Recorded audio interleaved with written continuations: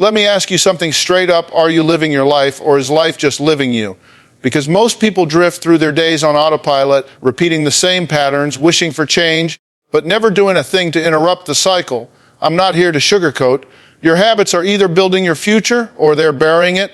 Here's the truth: you don't decide your future. You decide your habits, and your habits decide your future. I didn't change my life by luck. I didn't stumble into better health, a clearer mind, or more success. I built it brick by brick through habits that demanded consistency, accountability, and discipline. And if you're waiting for motivation to strike, let me wake you up right now. Motivation is unreliable. Habits, on the other hand, will carry you when motivation taps out. Most people wake up and hand over their morning to chaos without even realizing it. They roll over, grab their phone, scroll through emails, messages, or social media, and within 2 minutes, they're already on someone else's agenda. You start the day reacting instead of creating. And when you live like that, don't be surprised when the rest of your day feels scattered, overwhelming, and unproductive. I learned the hard way that if you don't take control of your morning will take control of you, and that ripple effect will dictate how the rest of your day plays out. That's why the single most powerful habit I built was what I call my morning clarity ritual. It's simple, it's direct, and it flat out works. Here's how it changed me. Instead of opening my eyes and diving into distractions, I forced myself to grab a notebook and write for 10 minutes. And I don't just scribble random thoughts. I write down exactly what I'm going to do that day, why it matters, and what kind of energy I'm bringing to it. That's it. But don't mistake simple for easy, because what's hard is holding yourself accountable to that daily act of focus before the noise of the world barges in. It's about making a conscious decision. Am I going to run the day, or am I going to let the day run me? Let me give you some straight talk. If you don't know what you're doing when you wake up, your brain will default to comfort. Comfort looks like endless scrolling, a slow start, and a whole lot of wasted time. Before you know it, it's 11 a.m. and you've done nothing but react to everyone else's problems. The morning clarity ritual interrupts that autopilot pattern. It forces you to ask what actually matters to me today, not tomorrow, not next month, not someday when life calms down. Today, that level of precision cuts through the fog of overwhelm, because when you're crystal clear about 3 non-negotiables, you don't drown in a to-do list. You focus on what moves the needle. When I first started this ritual, I noticed something strange. It wasn't just that I was more productive. It was that my mind felt calmer. For the first time, I wasn't dragging yesterday's stress into today. I wasn't walking into the day with a vague sense of dread about what I should do. I knew what I was going to do, why it mattered, and how I'd measure success. That's a powerful shift, because clarity kills anxiety. Most of the stress people carry comes from indecision and lack of direction. You feel paralyzed because you don't know where to start. This ritual eliminates that excuse. Another thing this practice did for me was it exposed my own lies. See, when you put pen to paper every morning and declare, here's what I will do today, you can't hide from yourself. If you say you're going to finish a project and then you don't, that blank page is waiting for you the next morning. You're staring at the evidence of your inconsistency. That kind of honesty stings, but it also builds discipline. Over time, I became less willing to let myself down, because I saw in writing whether I was walking my talk or just blowing smoke. And let's talk about energy for a second. The way you start the day sets the thermostat for everything that follows. If you start in panic mode, you'll carry that frantic energy into every conversation and task. But if you start with intention, with clarity, with a plan, you project control, people feel it, you feel it, and suddenly the day bends toward you instead of you bending toward it. That's not magic, that's psychology.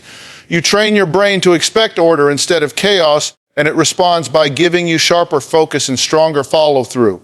Now, don't think you have to write a novel in the morning. This isn't about journaling for hours. 10 focused minutes is enough. 10 minutes of deciding what matters, how you'll show up, and why it counts. That's what builds momentum. Because once you know your top 3, the rest of the day gets easier. Decision fatigue drops. Procrastination loses power. And excuses, they get exposed for what they are. Distractions dressed up as logic. I'll give you a simple truth. If you can't spend 10 minutes investing in yourself before the world gets a hold of you, don't tell me you're serious about change. Don't tell me you want a better life when you won't even give yourself the courtesy of clarity. The way you start your morning is a vote for the kind of person you're becoming. Every day, you're either casting a vote for focus or a vote for chaos. That's the reality check. This one habit alone reshaped everything for me. It sharpened my discipline, reduced my stress, and multiplied my productivity. It made me a better leader, a more present human being, and a lot less reactive to the noise around me. And here's the kicker: it didn't require me to change my whole life. It just required me to stop lying to myself about not having time, and instead make time, 10 minutes, every single morning. That's how powerful clarity is. Here's the truth about exercise: most people turn it into a debate. They wake up and their brain immediately starts running negotiation. Well, maybe I'll work out later, maybe I'll skip today and start fresh tomorrow. I'm too tired. I'll just rest this once. And by the time you've argued with yourself for 20 minutes, guess what? You've already lost. Because the habit of delay is just as strong as the habit of action. That's why I made a deal with myself. I move my body before my brain has a chance to get involved. I call it movement before excuses, and it changed my life. You don't need me to tell you the benefits of exercise. You already know it's good for your body, your mood, your focus, your confidence. That's not the problem. The problem is execution. The problem is the daily war in your head that convinces you to sit still when what you need is to move. So I stopped giving myself the option. Just like brushing my teeth or putting on clothes, moving my body became non-negotiable. No bargaining, no delays, no story about being too busy. The second I wake up, I get some form of movement in. It might be a full workout, it might be a run, it might be 10 minutes of stretching or push-ups. But it's always something. Why? Because if you leave the decision up to willpower later in the day, life will always find a way to steal that time. Now, let me give it to you straight. The hardest part is not the workout itself. It's getting started. That moment when your brain says, stay in bed, stay comfortable, do it later. That's where most people lose. I trained myself to bypass that moment by setting a rule. I don't think. I just start moving, even if I don't feel like it, even if I'm tired, even if I've got a million things on my plate. I start with a small action. 2 push-ups, 1 stretch, walking around the block. You'd be surprised how often those 2 push-ups turn into 20, and that walk turns into a run. Momentum builds when you move. And here's the deeper benefit that nobody talks about when you exercise first. You send yourself a powerful signal. I keep promises to myself. You prove before the day even starts that your excuses don't run your life. That confidence carries into everything else. You're sharper in meetings. You're calmer under stress. You're less reactive when someone pushes your buttons. Why? Because you already won the first battle of the day. That victory sets the tone for everything that follows. Think about the alternative. When you start your day with excuses, you don't just skip a workout, you reinforce the identity of someone who breaks their own word. You might not say it out loud, but your subconscious hears it. I can't trust myself, and that erosion of trust leaks into other areas. You procrastinate on projects, you avoid hard conversations, you give up too early. It all connects. Movement is not just about fitness. It's about identity. It's about proving to yourself daily that you are disciplined, consistent, and reliable. Now, let's talk about the myth of time. People say, I don't have time to work out. Let's be real. You don't have time because you don't make time. 10 minutes of bodyweight exercises requires 0 equipment, 0 travel, 0 excuses. Everyone has 10 minutes. What you don't have is the habit of making it a priority. And until you stop lying to yourself about time, nothing changes. I'm not saying you need to be an athlete. I'm saying you need to move, period. Every day. Something else I learned, energy doesn't come before movement. It comes after. You don't wait to feel energized to move. You move, and that creates energy. The same way a fire doesn't start with warmth, it starts with a spark, and then warmth follows. That's why waiting to feel like it is a losing strategy. Your feelings will betray you. Your excuses will seduce you. But your actions, they don't lie. Move first, and the energy will catch up. When I committed to this habit, it wasn't just my body that transformed. My mindset shifted. I stopped thinking of movement as an optional add-on, and I started treating it like oxygen. Do you debate whether or not to breathe in the morning? No, you just do it. That's how I treat movement. It's part of who I am, not something I have to hype myself up for. The ripple effect has been massive. My productivity skyrocketed because my mind was sharper. My stress dropped because I burned off tension before it built up. My confidence grew because I was living proof that I could follow through. And perhaps most importantly, I became less tolerant of my own excuses. Once you start proving to yourself every morning that you can win against resistance, those little lies lose their grip. Movement before excuses isn't about perfection. Some days it's 20 minutes, some days it's an hour, some days it's 5 minutes. The point isn't the duration, it's the discipline. You move first, and you don't let excuses get the first word. That habit alone will spill into every corner of your life and make you someone who takes action instead of waiting for the perfect conditions. So here's the bottom line. Stop making movement negotiable. Stop waiting for motivation. Stop pretending you don't have time. Decide right now that before excuses get a chance to talk, your body is already moving. Because if you win that first battle every morning, you're not just stronger physically, you're unshakable mentally. And that more than anything else will change your life. Here's a tough question. What are you feeding your brain every single day? Because the truth is, your mind is like a sponge, and whether you realize it or not, it's soaking up whatever you put in front of it. If you spend hours scrolling social media, listening to gossip, or drowning in negativity, that's what fills your thoughts, your decisions, and ultimately your life. Trash in, trash out. And the hard reality is this: your current level of thinking has gotten you exactly where you are. If you want something different, more success, more peace, more impact, you've got to feed your brain something different. That's why one of the most transformative habits I built was what I call my daily learning feed. Every single day, without exception, I put something valuable into my head, a book, an audio book, a podcast, a conversation with a mentor, something that stretches me beyond my current limits. I don't leave it a chance. It's not whenever I feel like it, it's daily. Why? Because just like your body needs food to stay alive, your mind needs quality input to stay sharp. And let's be real, most people are mentally starving while being over with junk. They'll binge shows, memes, and news headlines, but ask them what they've learned this week that actually moved their life forward, and you'll hear crickets. I didn't want to be that person anymore. I realized I was wasting hours on things that made no difference, yet complaining about not having clarity, not having solutions, not knowing what to do next. That was on me. So I flipped the script. I started with just 15 minutes a day, a chapter of a book in the morning, a podcast during my commute, an inspiring video instead of mindless scrolling. And here's what shocked me. Those 15 minutes compounded. Over a year, that turned into dozens of books, hundreds of hours of wisdom, and more knowledge than I ever thought I had time for. Now, let me give it to you straight. Learning is not about information overload. It's not about consuming for the sake of consuming. It's about intentional feeding. I don't just listen to any random noise. I choose what lines up with the person I want to become. If I want to be a stronger leader, I study leadership. If I want to grow my business, I listen to entrepreneurs who've built what I want to build. If I want to stay centered, I read about mindset and resilience. I treat my brain like prime real estate. Only the best tenants get to live there. Here's the kicker. The more I fed my brain, the faster my excuses shrank. Why? Because I stopped saying, I don't know how. Every day I was learning from people who had already solved the problems I was facing. Their words became my toolbox. Instead of stumbling blind, I started taking shortcuts through their wisdom. And it didn't just give me strategies, it gave me perspective. When you hear how others have overcome bigger obstacles than yours, your problems suddenly don't feel so impossible. But let me call out a trap here. Some of you love to learn, but you don't love to apply. You binge podcasts, collect books, stack courses, and yet nothing in your life changes. Why? Because you treat learning like entertainment instead of fuel for action. That's not a habit. That's procrastination dressed up as productivity. The daily learning feed only works if you pair it with application. When I read or listened to something, I forced myself to take one action from it that same day. Not 10, not 20, just one. That's how learning turns into growth instead of clutter. Another thing I discovered was how this habit reshaped my circle of influence. When I fed my brain with wisdom daily, my conversations changed. I stopped engaging in small talk that went nowhere, and I started having deeper discussions with people who were also growing.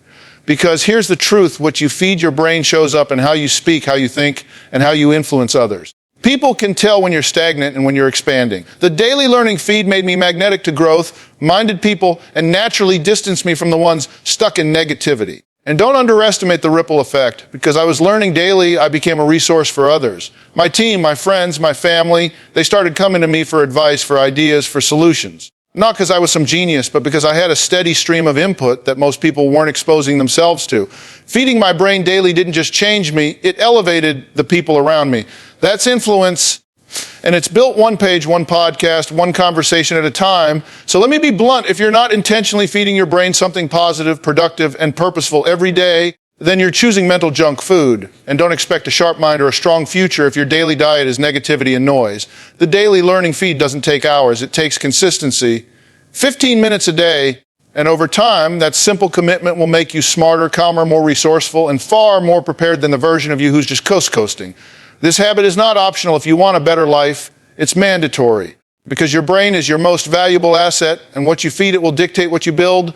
Trash in, trash out, wisdom in, wisdom out. You decide which one you're going to live with. One of the biggest lies people tell themselves is, I'll do it later. You know exactly what I'm talking about. That little voice that says, I'll reply to that email when I have more time. I'll fold the laundry after I watch this show. I'll make that call when I'm in the right mood. And what happens? Later turns into tomorrow. Tomorrow turns into next week. And before you know it, you're drowning in undone tasks and unfinished business. I used to live like that. My brain was cluttered. My desk was cluttered. My schedule was cluttered. Then I learned one simple principle that cut through all the nonsense. If it takes less than 2 minutes, do it right now. I call it the 2-minute rule, and it's one of the simplest yet most powerful habits I've ever built.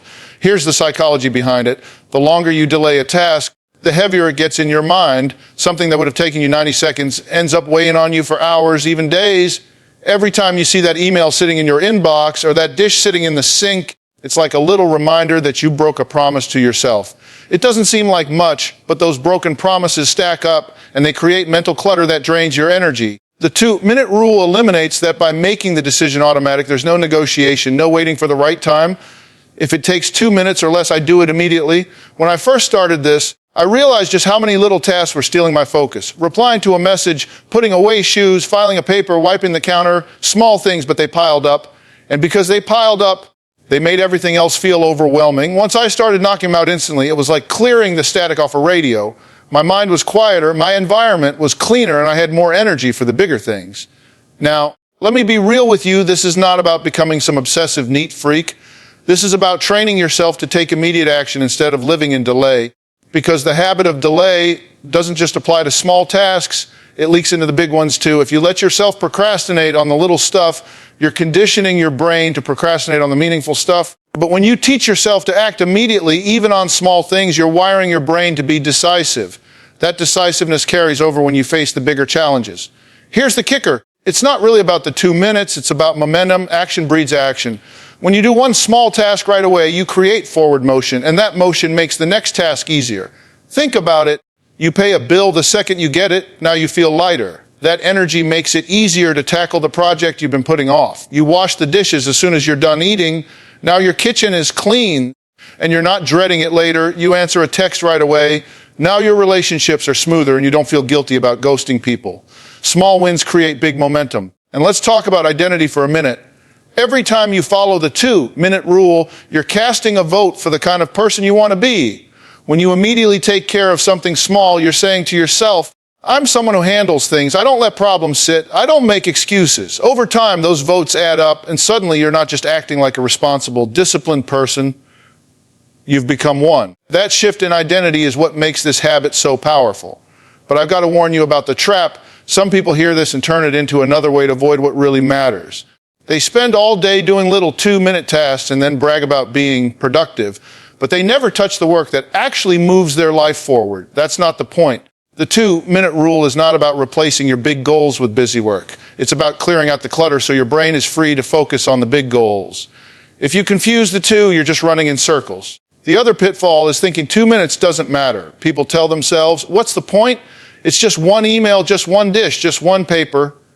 But that's the lie that keeps you stuck. It's not about that one email, it's about the pattern. Every little decision is a training session for your brain. You're either training yourself to take action now or to delay until later. And whichever one you practice more becomes who you are. When I committed to this rule, the shift was immediate. My environment got cleaner, my task got lighter, my mental load dropped. But the deeper change was this. I became someone who handled things. No more guilt about the little pile of unfinished stuff haunting me. No more pretending I didn't have time. No more waiting for the perfect moment. If it took less than 2 minutes, it was already done. And let me tell you, that habit spilled over into everything else. I stopped procrastinating on conversations I needed to have because I built the muscle of immediate action. I stopped letting projects pile up because I was used to clearing the small stuff right away. I became faster, sharper, and more reliable, not just to other people, but to myself. So here's the straight truth. The 2-minute rule isn't about minutes, it's about mindset. It's about proving to yourself over and over that you are a person of action, not a person of delay. And if you stack enough of those little actions together, you'll look back one day and realize that the life you built wasn't the result of one giant leap. It was the result of thousands of tiny decisions to just do it now.